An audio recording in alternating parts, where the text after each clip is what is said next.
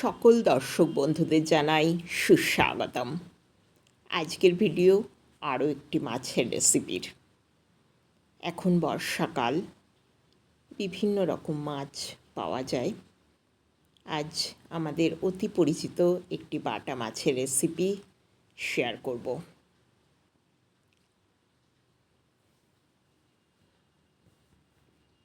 মাছ ভালো করে ধুয়ে নুন হলুদ মাখিয়ে রেখেছিলাম।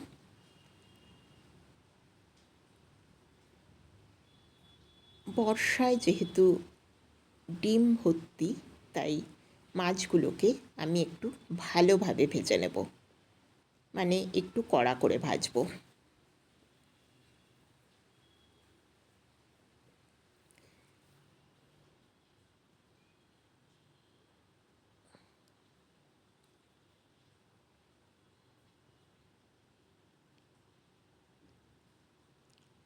তেল গরম হয়ে গেছে, তার মধ্যে একটু নুন এবং হলুদ দিয়ে নেব। এতে মাছ তলায় লেগে যাওয়ার ভয় থাকে না, এবং যে সমস্ত মাছ পিচ্ছিল তেলে ছাড়ার সঙ্গে সঙ্গে তেল ছিটকোতে থাকে, সেক্ষেত্রেও এই টিপসটি ব্যবহার করলে আপনারা উপকার পাবেন। মাছ ভাজার পর আমি আপনাদের এই টিপসটির গুণাগুণ শেয়ার করব। মাছের একটা পিঠ ভাজা হয়ে গেছে। এবার দেখুন, মাছ তলায় কোনোভাবেই লেগে যায়নি, আর ছাড়ার সময় তো দেখতেই পেয়েছেন তেল একেবারেই ছিটকোয়নি।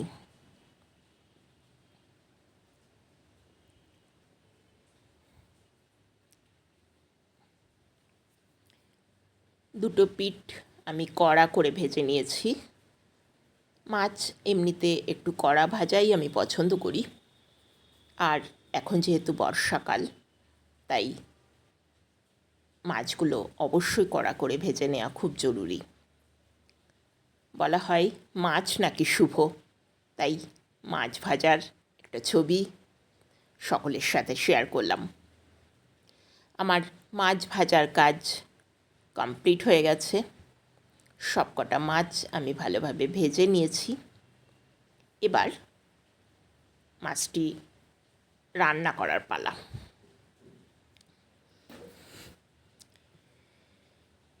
এই মাছটি আমি আলু পটল দিয়ে রান্না করব। চিরাচরিত সর্ষে বাটার মাছের ঝালই হবে, কিন্তু তার সঙ্গে একটু সবজিও থাকবে। আমি শুধু আলু পটল দিয়েই করেছি, এখানে গাজর, বিনস সব রকম সবজি শেয়ার করা যেতে পারে।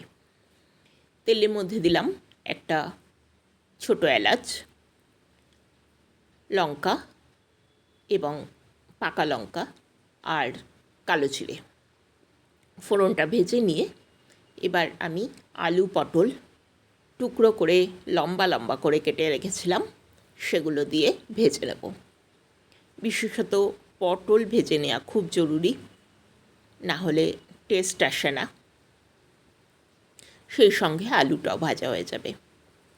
আলু এবং পটল অবশ্যই একটু ভালোভাবে ভেজে নেব। নুন এবং হলুদ দিয়ে আলু পটলটা ভেজে নিচ্ছি।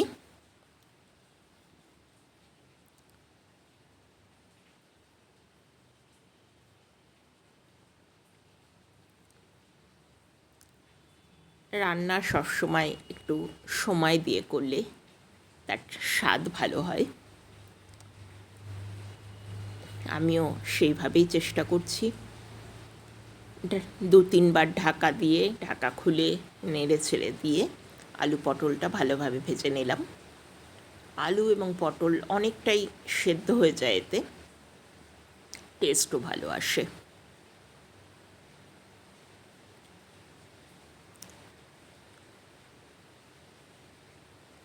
ভাজার সময় একটু খেয়াল রাখতে হবে যাতে পুড়ে না যায়। আমি এক্ষেত্রে তেল খুব কম ব্যবহার করেছি, তার জন্য পুড়ে যাবার ভয়টাও থাকে। সেই কারণেই আমি বারবার ঢাকনা খুলে নেড়ে দিচ্ছিলাম। আলু পটল ভাজা হয়ে গেছে। এবার একটা মশলা দিয়ে আমি কষিয়ে নেব।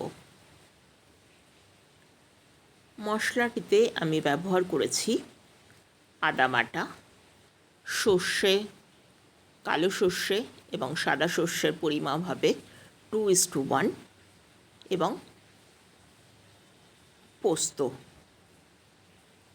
2 চামচ দিলেই হবে।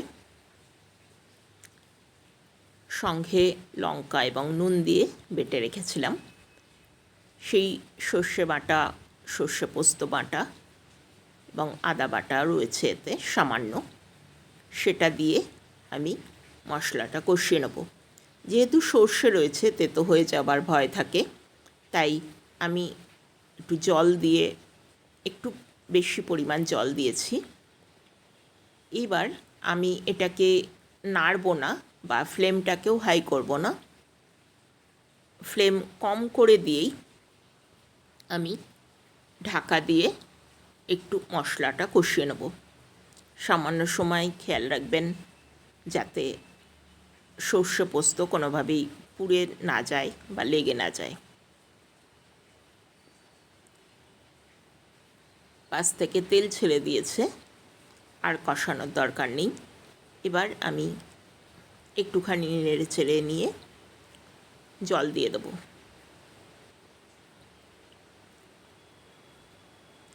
সর্ষে বেশিক্ষণ কষাতে গিয়ে তেতো হয়ে গেলে রান্নার স্বাদই সম্পূর্ণভাবে চলে যায়।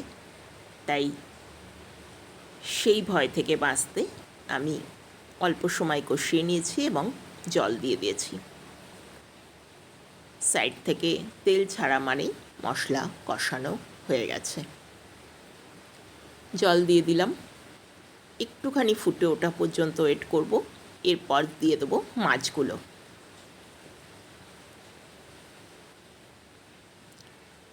দর্শক বন্ধুদের কাছে অনুরোধ, লাইক, শেয়ার ও সাবস্ক্রাইব করে দেবার। আপনাদের একটি সাবস্ক্রিপশান আমার ভিডিওকে উৎসাহিত করবে, এগিয়ে নিয়ে যেতে সাহায্য করবে।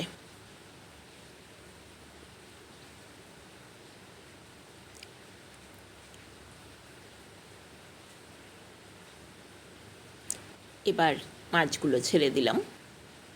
মাছগুলো ছেড়ে দিয়ে আমি এই মুহূর্তে বেশি নাড়াচাড়া করছি না, ঢাকা দিয়ে একটুখানি রান্না করে নেব, তারপর মাছগুলো উল্টে দেবো।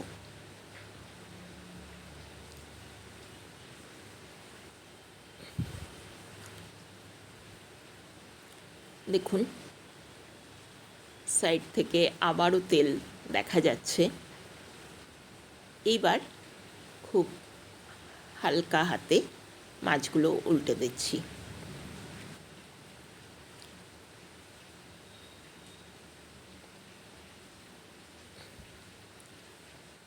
যেহেতু ঝোলে পড়েছে, মাছগুলো ভেঙে যাওয়ার ভয় থাকে, তাই একটু সাবধানে উল্টে দিতে হবে। ঝোলটা আপনাদের পছন্দ মতো রাখবেন। আমি একটু গা মাখা পছন্দ করি, তাই ঝোলটা কমই রাখছি। একটা জিনিস বলতে ভুলে গেছিলাম, এর মধ্যে কিন্তু আমি একটু নারকেল পাউডার ব্যবহার করেছি, তাতে ঝোলের টেস্টটা ভালো আসে। নারকেল তো স্বাদে অনন্য, তাই নারকেল পাউডার ব্যবহার করলে সব রান্নারই স্বাদ একটু অন্যরকম হয়। আমার রান্না কমপ্লিট, এবার সাজিয়ে দেবার পালা। প্লেটে করে নিয়ে চলে এলাম আলু পটল দিয়ে বাটা মাছের ঝাল চচ্চড়ি। ভিডিওটি কেমন লাগলো কমেন্টের মাধ্যমে অবশ্যই জানাবেন। আপনাদের মূল্যবান মতামতের অপেক্ষায় রইলাম। ভিডিওটি দেখার জন্য অনেক অনেক ধন্যবাদ।